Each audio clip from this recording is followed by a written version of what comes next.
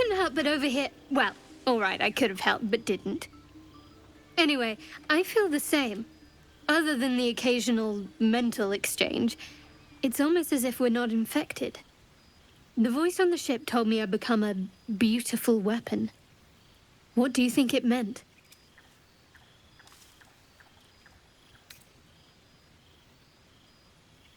Whatever they were, those plans were interrupted by the dragons.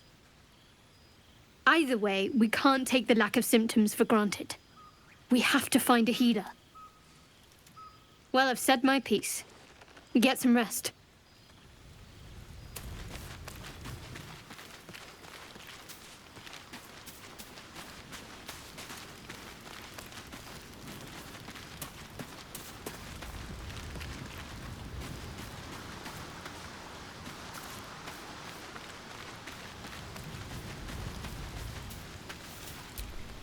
The Blade of Frontiers at your calling.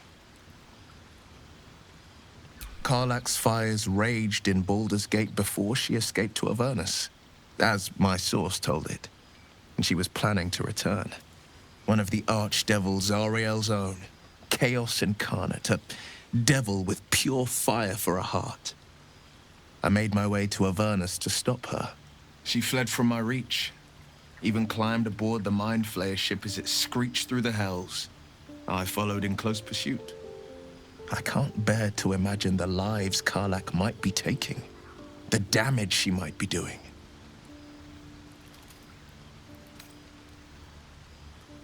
A powerful friend with a keen interest in privacy. I'm sworn to say no more. You are a warlock. You know about bound souls and frozen tongues. I can only leave the rest to your imagination. Suffice to say, I hunt monsters, devils included, and I will do what I can to quench the coast of their flames.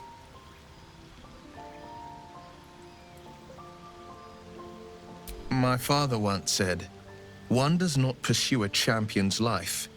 One merely answers its call." So it was for me. I was hunting near the Cloakwood when I heard it. A child crying out from a lone farmstead. I found him in the fields, flanked by goblins. His mother's corpse bled into the soil next to him. I don't remember much of the battle, but I remember drying the boy's tears after.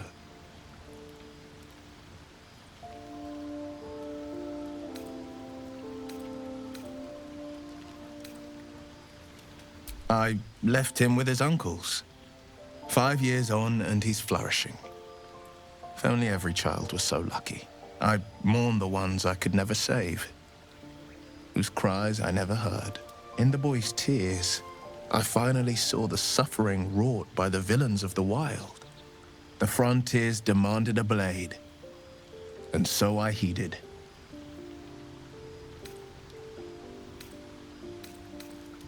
Baldur's Gate, born and raised, the only son of a single father.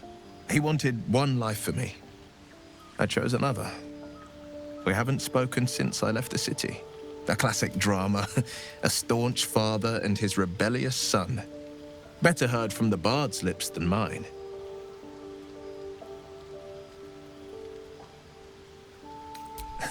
I've come to know a fair few village clerics, but none with the skill to pull these worms from our heads. From what I understand, there's a healer called Nettie in the Grove. Perhaps she's got the talent. We should pay her a visit. A most vicious one, in fact. It's made from pure bloodstone, carved from the Galena Mountains just north of the Moonsea. A reminder that sometimes blood must be shed and sacrifices must be made. But that story is reserved for lifetime friends and calmer days. Tiny grooves spider across the eye's surface. It resembles a sending stone used to confer with distant contacts. A sending stone? Nothing so special, I assure you. You watch and listen for signs of deceit, but sense nothing unusual.